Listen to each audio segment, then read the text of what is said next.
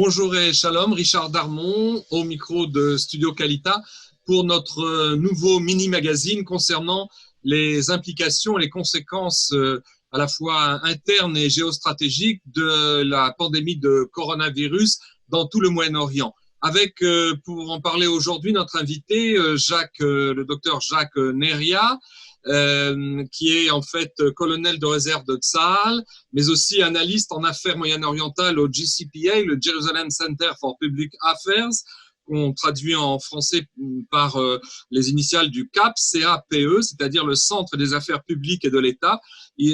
Jacques, vous étiez aussi ex-conseiller du Premier ministre Yitzhak Rabin en politique étrangère. Et vous êtes aussi actuellement chef responsable dans les renseignements militaires israéliens. Alors, dans cette seconde partie de la semaine, dans cette fin de semaine, en ce jeudi 2 avril, bien que les pointages ne soient pas très précis, on compterait près de 70 000 personnes infectées par le coronavirus dans tous les pays du Moyen-Orient. Une situation qui risque de s'aggraver de plus en plus compte tenu du niveau sanitaire des différents pays de cette région et qui risque aussi de devenir incontrôlable. Alors, nous avions voulu vous demander de participer à cette émission, Jacques, pour qu'on traite ensemble de la situation dans 3 pays, ce qui se passe au Liban, en Égypte et en Arabie Saoudite. Alors, quelle est la situation, en quelques mots, au Liban?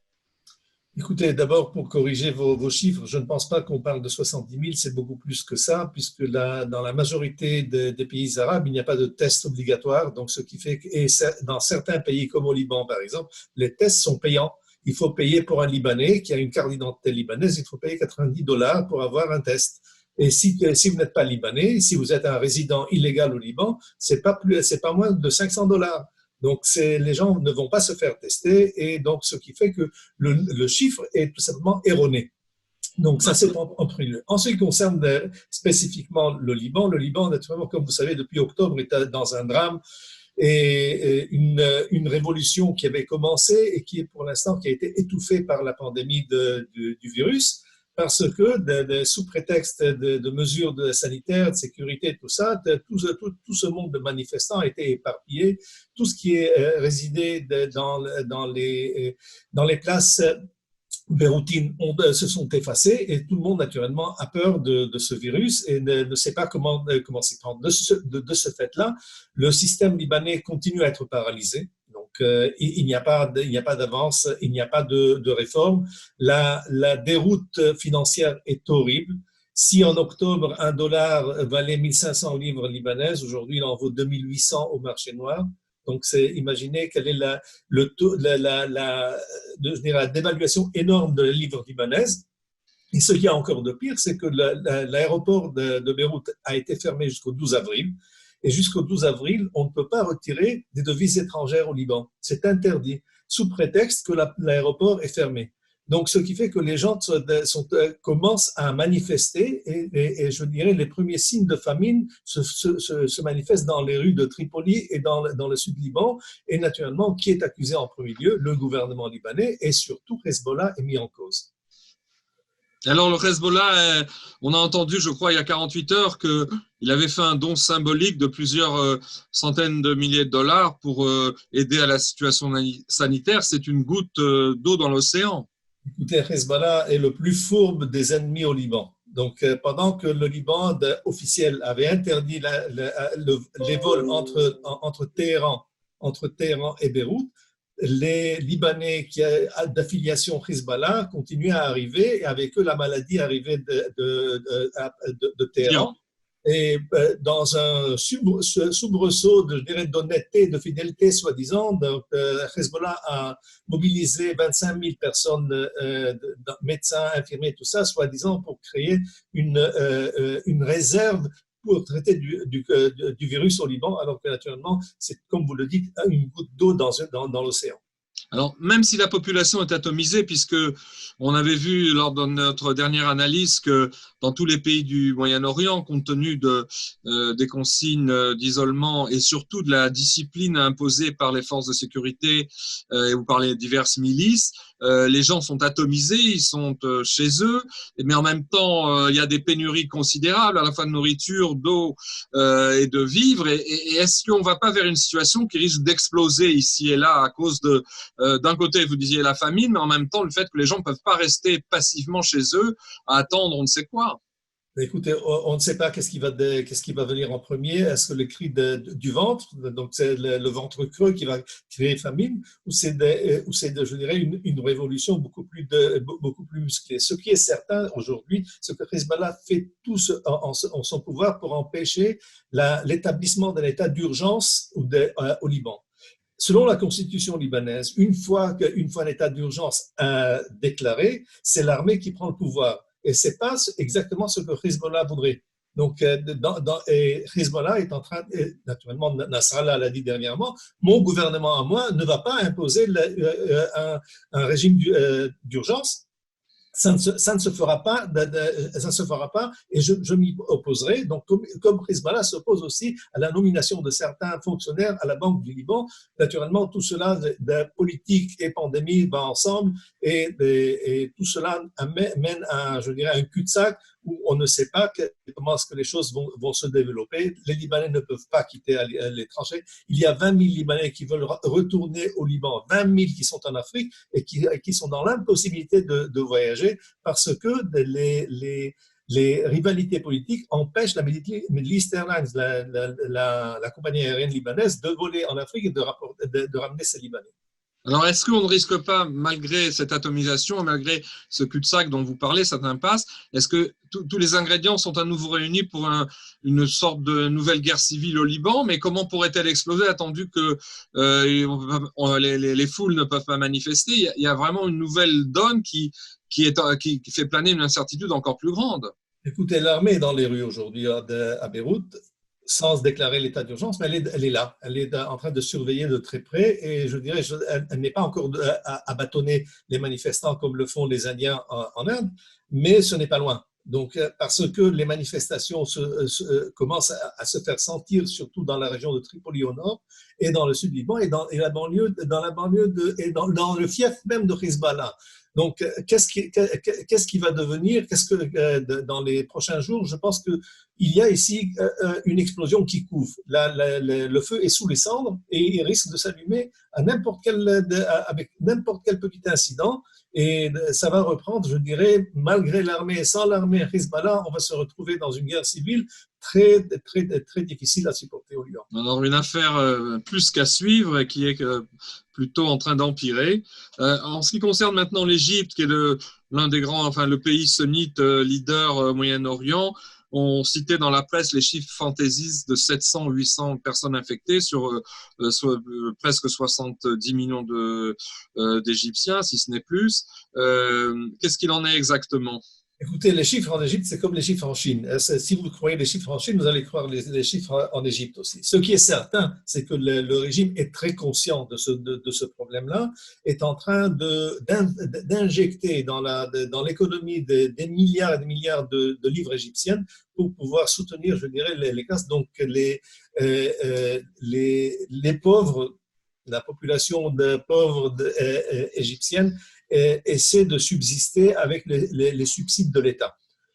Il y a un très fort mécontentement en Égypte de l'état des choses. Et comme je vous l'ai dit, donc l'Égypte, c'est un pays qui est ultra bondé, c'est ultra populé. Donc, ce qui fait que la possibilité de contamination là-bas est énorme, surtout dans les grandes villes, dans les mégapolis, Le Caire, Alexandrie et d'autres régions. Donc, ce qui fait que le gouvernement, Sisi lui-même, a donné l'ordre à l'armée de gérer la situation. Donc là, il n'y a pas de problème entre, je dirais, Hezbollah et l'État libanais. Ici, l'État, c'est l'armée égyptienne, c'est la société militaire égyptienne qui a pris le dessus. Et là, naturellement, on voit comment est-ce que les Égyptiens essaient de contenir ce problème en important d'énormes quantités d'équipements, de médicaments, masques et tests, essayer je dirais, de garder la tête au-dessus des flots.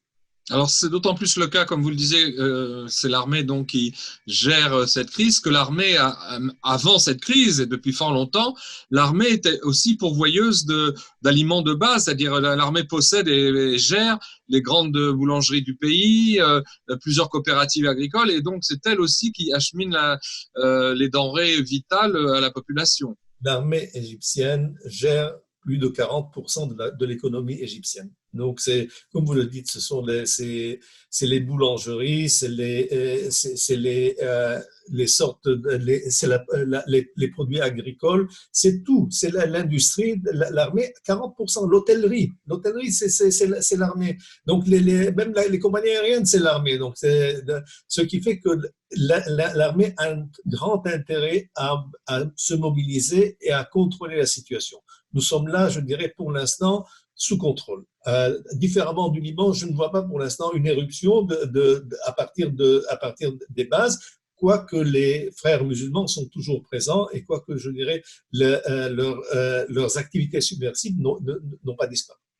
Dernière question sur l'Égypte. Est-ce que, d'après les pointages que vous faites et ce que vous connaissez de la situation sur le terrain, est-ce que les Égyptiens sont un peuple discipliné? Est-ce qu'ils acceptent le confinement ou est-ce que ça dépend évidemment des endroits? Est-ce qu'il y a une certaine discipline tout de même qui est observée? Écoutez, l'Égypte, je me rappelle très bien en 81, après l'assassinat du président Sadat, on avait déclaré le couvre-feu au Caire. Et le couvre-feu devait commencer à partir de 18h. 18h, naturellement, c'était impossible. Donc, le Caire continuait à vivre et tout ça. Mais à 22h, il n'y avait plus personne dans les rues parce que l'armée était descendue dans les rues et a commencé à agir. Donc, je dirais de ce point de vue-là, la peur concernant l'Égyptien face à son armée fera de quelque sorte qu'il sera beaucoup plus discipliné. Ok, alors maintenant, troisième pays de notre passage en revue pour cette séquence de notre magazine. Qu'est-ce qui se passe en Arabie Saoudite?